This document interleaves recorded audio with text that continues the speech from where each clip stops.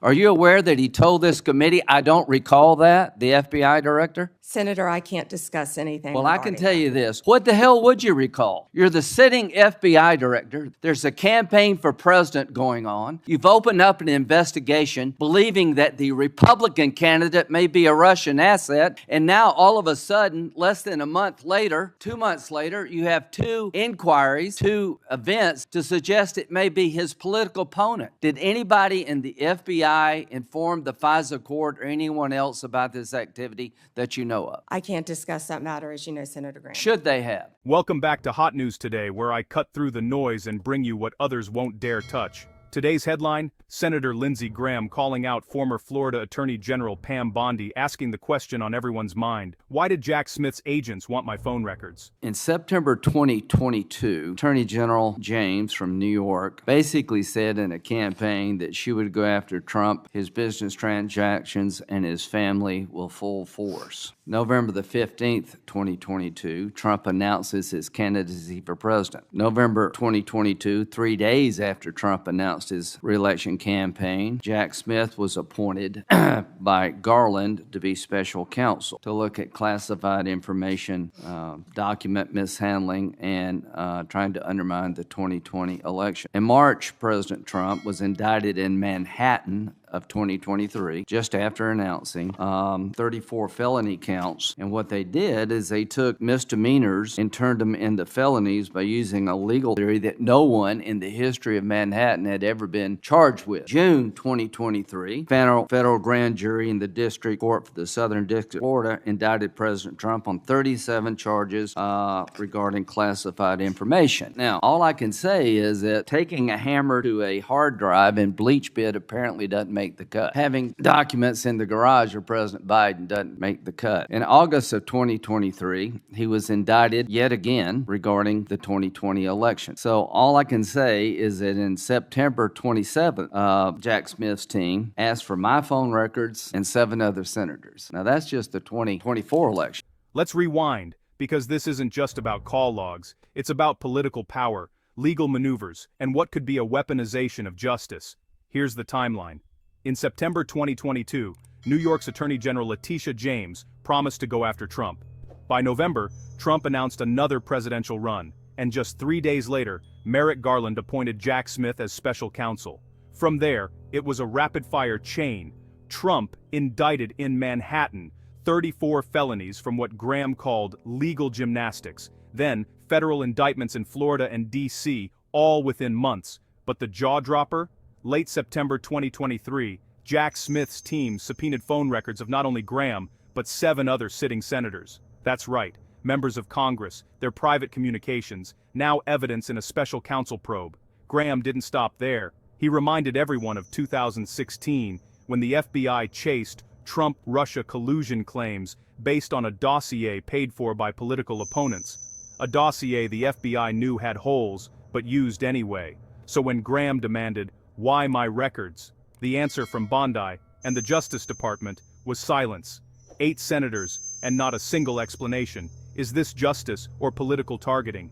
Bondi called it politically motivated prosecutions, with taxpayers footing the bill. Comey, are you aware of the fact that in August, Comey, then director FBI, August of 2016, was in a meeting at the White House where it was discussed that by Brennan, then CIA director, that there was intelligence that maybe the Clinton campaign was trying to cook up a narrative that Trump was a Russian asset? Senator, I believe that has been reported publicly, but I cannot comment on that. Okay, well, I'm just telling you. Now, this is a campaign for president in 2016. In July, they open up Crossfire Hurricane. In August, they have a discussion in front of President Biden that there's intel that maybe this is generated by his political opponent.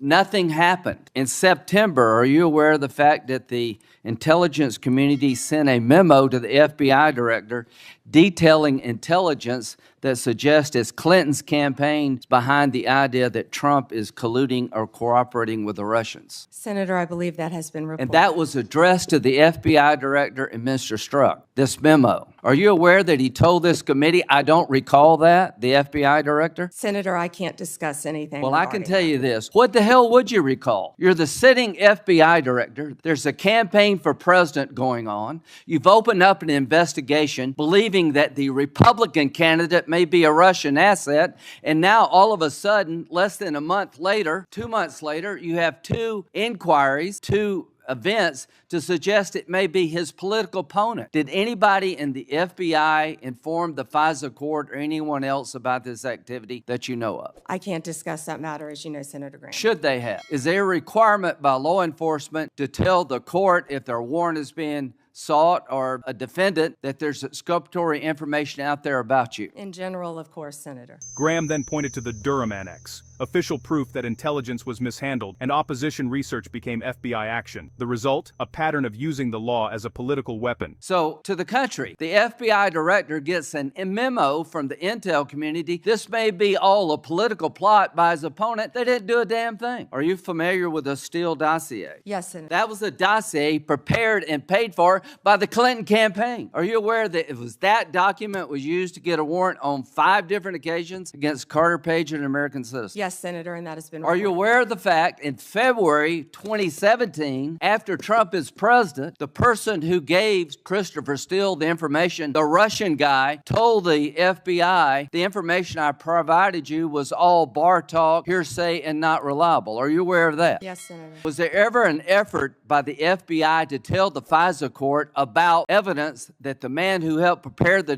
document retracted his statement? I can't discuss that, Senator. Should there have been? Can't discuss that. You wonder why we're looking at Comey? Give me a break. Why are we looking at Comey? Because he ran an FBI and personally knew about exculpatory information and let it slide. How in the hell can 2 FBI agents interview a man who says the document you're using against a sitting president to suggest he may be a Russian agent or Carter Page that is now no longer reliable? How does that not get to the court? Can you tell me how that doesn't get to the court? You can't, can you? I can't, Senator, and I Can can't you tell me discuss it. why my phone records, when I'm the chairman of the Judiciary Committee, were sought by the Jack Smith? Why did they ask to know who I called and what I was doing from January 4th to the 7th? Can you tell me that? No, Senator, and there were 8 senators in total. Yeah. Do you think that was an abuse of power? Senator, I cannot discuss whether there is or is not an ongoing investigation. If I may add one thing, they also wasted $50 million on what you just described, trying to put President Trump in jail prior to the election. Before Senator Whitehouse, I want to introduce into the record what is called the Durham Annex. So, who's watching the watchers? And what happens when justice stops being blind? If you think this story matters, hit like, subscribe, and let's talk about it in the comments.